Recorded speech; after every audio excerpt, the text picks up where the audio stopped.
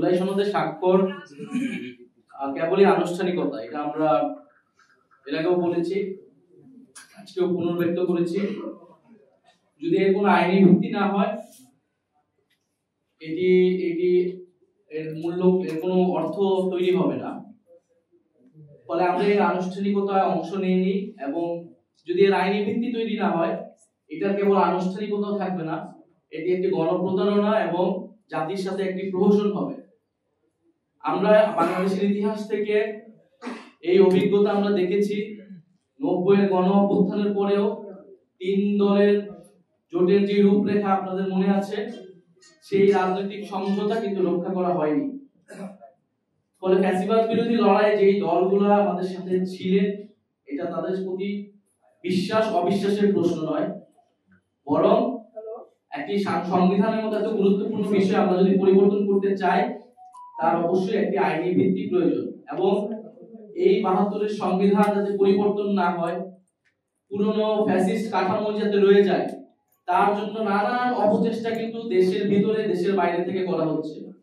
কারণ বিগত ফ্যাসিস্ট কাঠামোর সুবিধাভোগী রয়েছে নানান জায়গায়, ফলে তাদের জায়গা থেকে সেই চাপটা অবশ্যই আছে। এবং আমরা মনে করি যে কিছু কিছু রাজনৈতিক দলও আপোষ করেছে বা সেই ফ্যাসিস্ট কাঠামোটাকে টিকিয়ে রাখতে, অক্ষুণ্ণ রাখতে চেষ্টা করেছে নানাভাবে।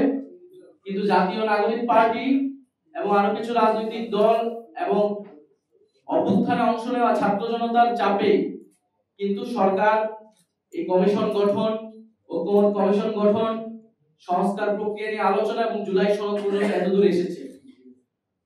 ফলে আমরা মনে করি এটি আমরা 90-এর পুনরাবৃত্তি বাংলাদেশে দেখতে চাই না। জুলাই গণ অভ্যুত্থানের সময় আমাদের এই উপলব্ধি ছিল যে আমাদের লড়াইটা শেখ হাসিনা এবং আওয়ামী লীগের বিরুদ্ধে নয়, কেবল একটা ফ্যাসিবাদী ব্যবস্থার বিরুদ্ধে। ফলে রাজনৈতিক নেতৃত্ব পরিবর্তন হলেই বাংলাদেশের গণতান্ত্রিক সমস্যার সমাধান হবে না, বরং এই সংস্কারের মধ্য দিয়ে যেতে হবে। দ্বিতীয়ত হচ্ছে 90-এর গণ অভ্যুত্থানের পরে এই গণ অভ্যুত্থানের সাথে যেভাবে প্রতারণা করা হয়েছিল, গণ অভ্যুত্থানকে, জনগণের আকাঙ্ক্ষাকে যেভাবে জাতীয় নেতারা এবং সেই সময় রাজনৈতিক দলগুলো পকেটবন্দি করেছিল, আমরা এবার সেটা হতে দিব না। এটা গণ অভ্যুত্থানের সময় আমাদের উপলব্ধি ছিল, সেই উপলব্ধি থেকেই কিন্তু আমরা বারবার এই কথাগুলো বলে আসছি এবং আমাদেরকে আলাদা রাজনৈতিক দল গঠন করার প্রয়োজন হয়েছে। ফলে সরকার এটার আইনি ভিত্তি দেয়নি, বা অন্য দলগুলো অনেকে বলেছে, অনেকে বলে নাই, তারা স্বাক্ষর করেছে, এটা নিয়ে আমাদের কোনো আপত্তি নেই।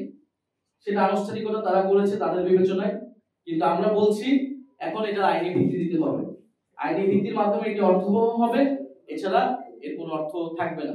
ফলে সরকারের প্রতি আমাদের আহ্বান, রাজনৈতিক দলগুলোর প্রতি আহ্বান এবং জনগণের প্রতিও আমাদের সেই আহ্বান রয়েছে। জনগণ কালকে এটা দেখেছে, পুরো অনুষ্ঠানটাই দেখেছে।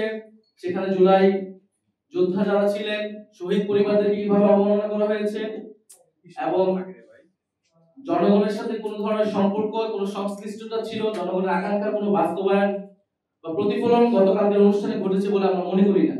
বরং এটি তখনই ঘটবে জুলাই গণ অভ্যুত্থানে অংশ নেওয়া ছাত্র জনতার সার্বভৌম অভিপ্রায় হিসেবে যখন প্রফেসর মোহাম্মদ ইউনূস একটি আদেশ জারির মাধ্যমে এর আইনি ভিত্তি তৈরি করবে, এবং সেই ভিত্তি অনুসারে গণভোট এবং পরবর্তী নির্বাচিত সংসদ এবং গণপরিষদ একটি নতুন সংবিধান তৈরি করবে।